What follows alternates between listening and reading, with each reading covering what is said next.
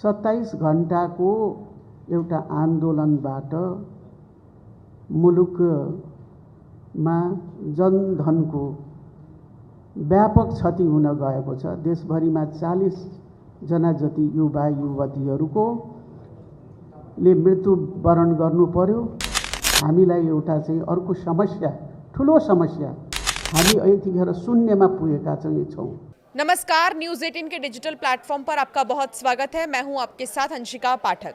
नेपाल में कार्यवाहक प्रधानमंत्री के तौर पर कमान संभालते ही सुशीला कार्की ने जेनजी को खुश करने वाला फैसला कर दिया है।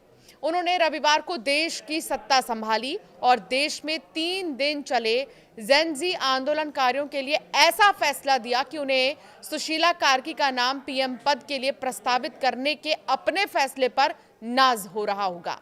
सुशीला कार्की न सिर्फ विपरीत परिस्थितियों में नेपाल की सत्ता संभाल रही हैं, बल्कि वो नेपाल की पहली महिला प्रधानमंत्री के तौर पर भी इतिहास में अपना नाम दर्ज करा चुकी हैं। सुशीला कार्की ने रविवार को अंतरिम पीएम के तौर पर चार्ज लेने के साथ ही पहली बार राष्ट्र को संबोधित भी किया। उन्होंने कहा कि नेपाल की सत्ता उनके हाथ में ऐसे वक्त में आई है कि वो इसे लेकर खुश होने के बजाय बड़ी जिम्मेदारी मानकर इसे सबके सहयोग से पूरा करेंगी। उन्होंने देश में 27 घंटे तक चले हिंसक प्रदर्शनों का जिक्र करते हुए कहा कि देश का काफ़ी ज़्यादा नुकसान हुआ है और ऐसी लूटपाट नेपाल ने इतिहास में पहली बार देखी है। आते ही जेनजी को खुश कर दिया सुशीला कार्की ने। सुशीला कार्की ने अपने संबोधन के दौरान जेनजी आंदोलनकारियों के लिए ऐसा फैसला लिया कि गर्व महसूस करेंगे। सुशीला कार्की ने इस आंदोलन में मारे गए सभी युवाओं को सरकारी रूप से शहीद घोषित किया जाएगा कहा है।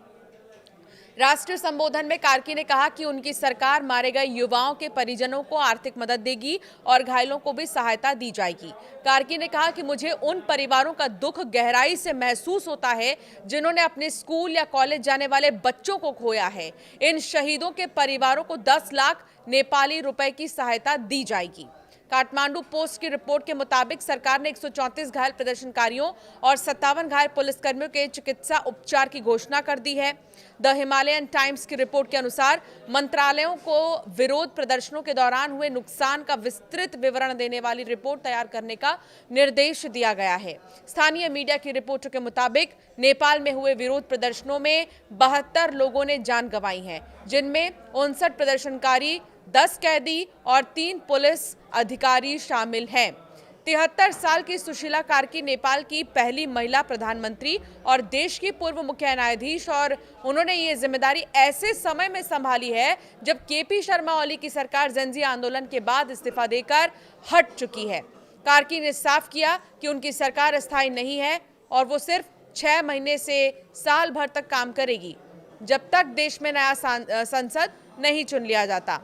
इसके अलावा उन्होंने साफ कहा है कि हम सत्ता का स्वाद चखने नहीं आए हैं, हम यहाँ सिर्फ देश को स्थिरता देने के लिए हैं। बिना जनता के सहयोग के हम सफल नहीं हो सकते हैं। तो फिलहाल सुशीला कार्की के इस बड़े फैसले से जेनजी में खुशी है। जेनजी आंदोलन जो कई दिनों से आप देख रहे थे, हर तरफ प्रदर्शन और आगजनी जो की जा रही थी, बड़े बड़े मंत्रालयों तक को नहीं छोड़ा गया था, सबको आग के हवाले कर दिया गया था। अब नेपाल में जो सुलग रही आग है वो धीरे धीरे शांत होनी शुरू हुई है और सुशीला कार्की ने कहा कि जितने भी जो छात्र हैं, जितने भी युवा जो मारे गए हैं, उन्हें शहीद घोषित किया जाएगा और साथ ही उनके परिवार को आर्थिक सहायता दी जाएगी, जिसके बाद से जेनजी में जो है शांति देखने को मिल रही है।